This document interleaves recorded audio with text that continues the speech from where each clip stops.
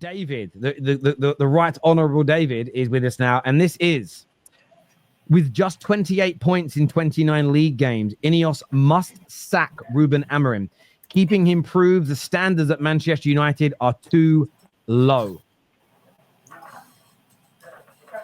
I'm gonna go with fiction, but it's primarily based off of your second part of the question, because I do see why you should sack Amorim or you shouldn't sack Amorim, but I don't think it's because of low standards. I think we are 2 games into the season, and sacking your manager now almost makes no sense, because that meant you had very little faith in him anyway, so you might as well have got rid of him and given somebody else a whole preseason to put in their own ideas. So I think it's best to wait. However, obviously, 29 games, 28 points, worse win rate than Graham Potter. That's grounds for it. That's grounds for a sacking. That is real grounds for a sacking. Yeah, but I don't think it's because I don't think it's a showing of low standards. I think it's Man United can't get rid of their problems in one summer, so you either have to you've got to find a manager who's willing to go through this really difficult bit where you're kind of in that massive overhaul situation. Like, again, with Chelsea, we were quite lucky. We had an ownership that was, we're going to buy 40 players, we're going to get rid of 40 players. Kind of does your overhaul every summer, and eventually you'll kind of get somewhere. But United aren't taking that approach. So I'm going to go fiction, because I don't think it's low standards. However, Amorim probably should be sacked. I'm not saying 100%. I'm like 60% on he should be sacked. But that's me. That's me personally. I mean, imagine, when your best manager, your Premier League era was leaving, that Ruben Amorim was the guy that you were pushing for. That could never have been me. He's so shit. I don't know what's gone on since he's joined United, but he makes no sense with half the things he does. I get what David's saying with the whole, the manager's going to come in the bad times, you're not going to fix all your problems, It also helps if the manager doesn't start making new ones, like playing Bruno Fernandes, insisting on Fernandes in the 6. He's not a 6. The goal yesterday comes from the fact that he's not a 6 and he doesn't track the late run into the box. And Natural DM probably tracks that run into the box. It's just, I don't get it. And you check, it's 1-1 with 5 minutes to go. You turn to the bench. Amorim's making 2 subs. On comes 2 centre backs. Mm-hmm. What are we doing here? This is just 28 points in 29 games is horrendous. That European run last season is probably the only thing keeping him in a job, and that even wasn't great, especially considering the ending of it. You lost to Tottenham. That's not great. It's just, you've got to give him more time with these players at least. You can't sack after 2 games after giving them 200 million. You've got to at least give him a couple more games to figure it out with this attack. But there's all other problems that he could have solved by now that he hasn't. I do not get the insistence on Bruno Fernandes in the pivot. It does not work. It makes United a lot worse as a team. I do not get the insistence on it. I do not get the insistence on Amad Diallo, who's the only good player United had last season, only bright spot United had last season, now being relegated to Mark Albright and shift at right wing back. Run up and down line, put some crosses in, enjoy. That's just a waste of his talent. I do not get the decisions that he's making, and they're not helping his course. They can't sack him yet. Also, the reason why I don't think they can sack him is I look at the managerial market at the minute. It's not great. It's not like there's many top options that I'm looking at going, yeah, that's the guy United need. Ange's available. Yeah, that's why I said good options. Oh, wow. I'm talking about the problems that the managers are causing here. Ange causes more problems than Amorim does. There's only one guy that can save Man United. We all know, and it's Gareth Southgate. It's written in the stars. Steady Ed knows how to keep it solid at the back. Good relationship with Harry Maguire, so you'll get good performances out of him. It makes sense, doesn't it? You make jokes, but I think that's exactly what they need right now. Like, you have to start from the defense and work your way up. Like, you at least be solid. So you think we should sack Anton? You think it's football that he should be sacked now? Oh, no, I think it's fiction. And I believe that as Manchester United is a big club, you guys should not start getting into the habit of sacking managers so quickly, because it's going to just become a constant loop of one manager in, one manager out. You know, Terry, that Man United's problems are way beyond Ruben Amorim. Like when he took over this job last year, by the way, he took it over in the middle of the season. I also, by the way, you say 28 out of 29. For me, forget last season. Like we're 2 games into the season. This is what you should be focusing on. I thought your match against us, I was thoroughly impressed with the way you guys came at us and attacked us. And I think that there is an improvement in the way you played. Now, the performance against Fulham was disappointing, to put it lightly, but he came in middle of last season. By the way, he was at Sporting, different league completely, and he came in to a club that has let's be honest, not very stable. I think you had a lot of bad apples, bad eggs inside that club, inside the locker room, and you guys had no direction. And let's not pretend here like Man United were doing amazingly under Eric Ten Hag. Like I think that you have a manager now who had the entire summer, as David said. Let's see how it goes this season. I just think that, for instance, I just look back, and I may sound like a Man United fan, like a top red or something here, but didn't Sir Alex Ferguson also almost bring you to the brink of relegation before he started to break through and you guys started to be successful under Sir Alex Ferguson? Things like this take time. You have to have the patience. I get that you're Manchester United, but you have to kind of humble yourself a little bit and realize that you're starting from ground zero. Every single time you appoint a new manager, you're starting from the bottom. And I still, by the way, think that they need to help him by getting him a goalkeeper and getting him a good, proper midfielder as well. Under Sir Alex, we finished 11th, 2nd, and then we finished 11th and 13th, and then we came 6th, then we came 2nd, and then we won the league. So didn't fall as low as 15th. Okay. But again, for me, I'll be honest with you, I don't care if we're 11th or we're 15th or we're 16th. I don't really see a difference in those positions. It's atrocious. But yeah, sorry. Yeah. But what I'll say, my criticism of him, and I would look at if I was a Man United fan, is why he builds a formation that does not include Kobbie Mainoo or Amad Diallo. Like those are your key breakthrough players who came in from your academy, who you're supposed to be building the future of your club around, and they can't even get into the first 11. Like if I had a new manager who came in and he did not feature Bukayo Saka or Miles Lewis-Skelly or at the time Emile Smith-Rowe, I would be like, what are you doing? Like we have all these players coming through who are Arsenal through and through. We should be encouraging that. And at the moment, I just think that he needs to more channel more about what is Man United players who want to be Man United players, who fit the DNA of Man United versus fitting the DNA of Ruben Amorim. And I think there are things he needs to adjust. And when you go through the trials and errors of a season, you do start to fix those issues. But I just think it's way too early at the moment to sack a manager, because you're going to bring in another guy and it's be the same exact problems. Okay, I hear that. What are you saying, Kate? I mean, do you feel, again, we go back to the question, the statement. The question is fictional football, 29 points in 28 games. He must be sacked because if we don't, it proves the standards are too low. That's the statement that we're directly referring to. If he stays for another game, another week, is that showing that United have no standards? No, I think it's fiction. I think you've got the optics don't look great. His form last year was rubbish.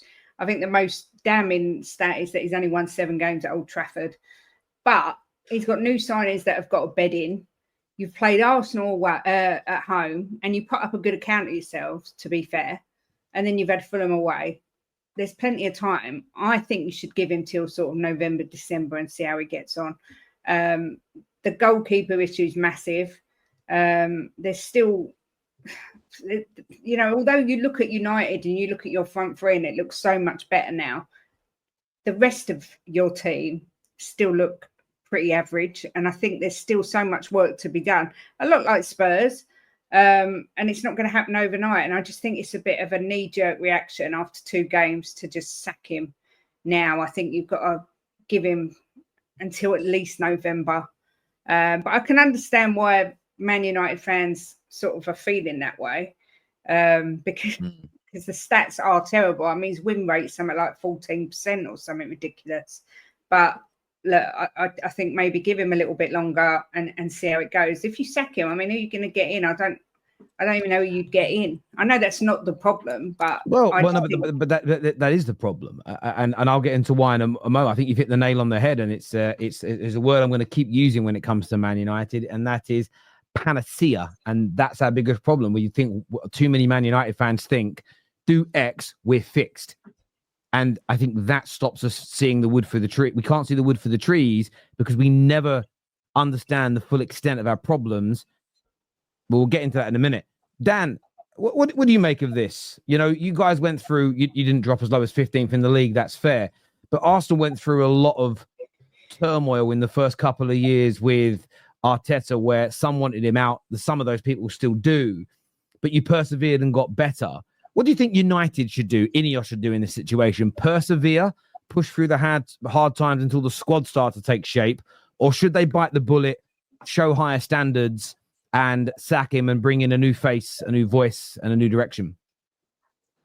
It is a tough one. I will say that. It is a tough one. Obviously, when you support a team, you know, you look at things differently. But looking from the outside, initially I would say you've got to give him a bit of time, because what's the point? What's the point of letting him buy these players? What's the point in letting him start the season if you played quite well against Arsenal, but you lost? All right, you've drawn with Fulham. For me, that's not sackable offences, right? You know, so that's a bit silly. But what I will say is, what I don't seem to understand is touching on, I think it's what Tom said, right?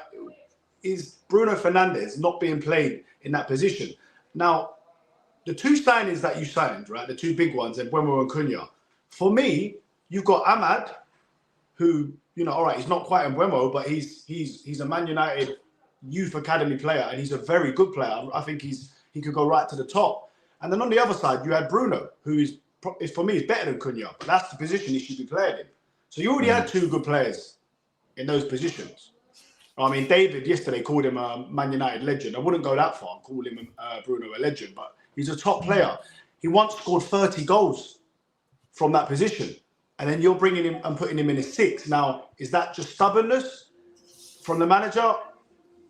I'm not sure. I mean, does Bruno Fernandes like to play there? So he makes very strange decisions. Like you were saying as well, defenders coming on late. I remember Arteta having to do that last year with Gabriel and Saliba because we had no strikers. Now, obviously, you're quite low on strikers as well, the whole Højlund situation. But I do think if sacking him now would what do you do? Who do you go and get? I don't know. Southgate possibly, but I mean, I just think the signings, right? For me, you needed a goalkeeper more than anything in the world. And I know, Terry, you said the attackers were more important. But I think you needed a goalkeeper and you needed a midfielder. And those should have been addressed first before you went and got these attackers. And I hear you. I mean, we still wouldn't have won these games though if we addressed it, because the reason why we've drawn and lost our opening 2 games is because we didn't take the chances, and we had more chances as well though against Arsenal. Again, but if we took our chances, if you go in chronological order in the game, and we know that goals change matches. Yeah. Manchester United, because you got a goal, we saw the way that the game changed. Man United, if we finished our dinner, win those 2 games. Doesn't mean we don't have to solve midfield. Doesn't mean we don't need a better goalkeeper. I called both those things out yesterday. I can't ignore that. Like the Ahmad conversation, I can't ignore the fact that yesterday he had loads of opportunities to run at a fullback and he didn't bother. He just recycled the ball. I'm not going to sit here and go, oh, Amorim's at fault for that because he's played him in a wing-back position. great opportunity because the width is there, because you've got Mbumo inverting or coming in narrow for you to go on the outside. He barely tried it. Dorgu did it once, and the one time he did, we hit the post and nearly scored, and we didn't do it again. So some can blame the system, but then in the last game they were doing it.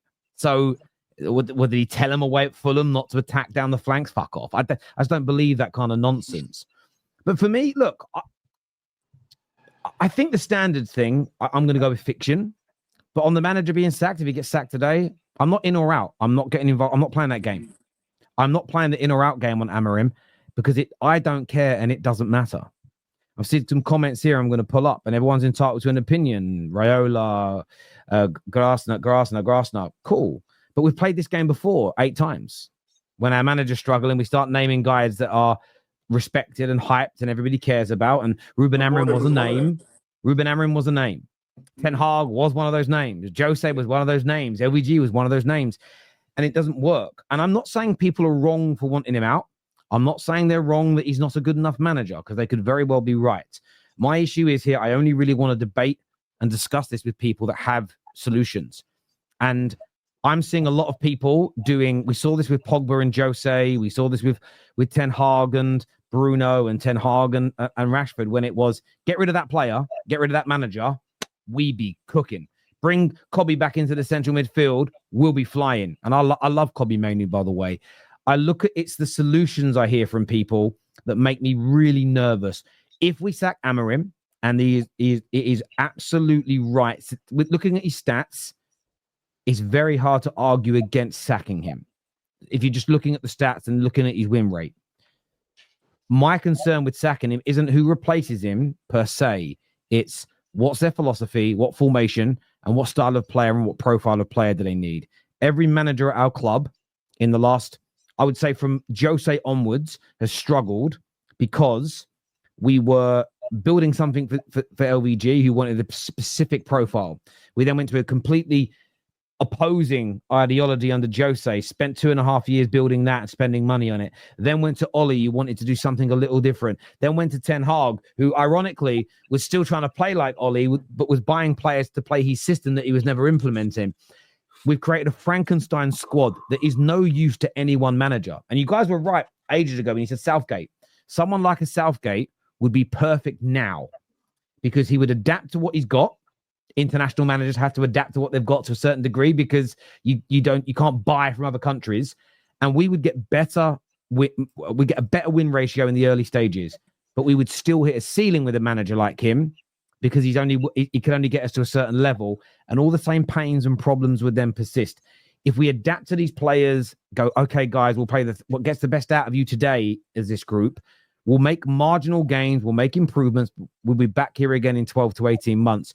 So if we are to sack Amorim, it has to be for someone that looks at the players we've purchased in the last 18 months, looks at the players that we're exiting and moving on, and by and large agrees. Slot taken over from Klopp. Yes, a better run club in a better situation, but a manager that came in and said, love these players. Of course, they're going to buy more over time. They have this summer, but the way I coach and train, it is a seamless transition.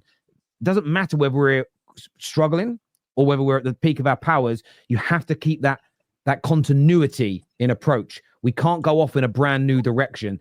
And that for me is missing in the conversation.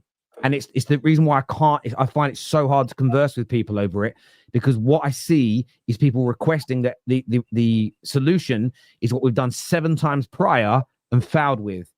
And it's what's the definition of insanity? Doing the same thing over and over again, expecting different results. I don't think it's low standards or to go, do you know what? I don't want to repeat the same mistake. I'd rather persevere through the hard times and see how we end up in 2 years' time. Some can say that's low standards. At least it's trying something different to rinse and repeat the same mistakes. So I do get it. I understand why people want him gone. I understand the call. Like Staffy said in the group chat last night, most of you were in it, that last year when he was protecting him, he was just making up excuses. Like he's admitted that he didn't mean what he said. I don't know what that means about all his other opinions, but he's admitted he was just saying that he was making excuses, that he's now deflated, that we've hired the wrong guy. And fair play to him. He's entitled to change his mind. He's entitled to change his opinion on the manager and say that he should go. He's saying he's not Amorim out. But also said we hired the wrong guy. So I don't know how you could not be manager out, but also say you've hired the wrong person. That for me is a little bit of semantics, so you don't quite say the words. But at the end of the day, you're entitled to feel it. I feel upset and angry with the way we performed yesterday. But I still think right now is too early. I don't think I would still give him some more time, especially as we may not have a replacement lined up who's going to come in the interim. We have to think about those things.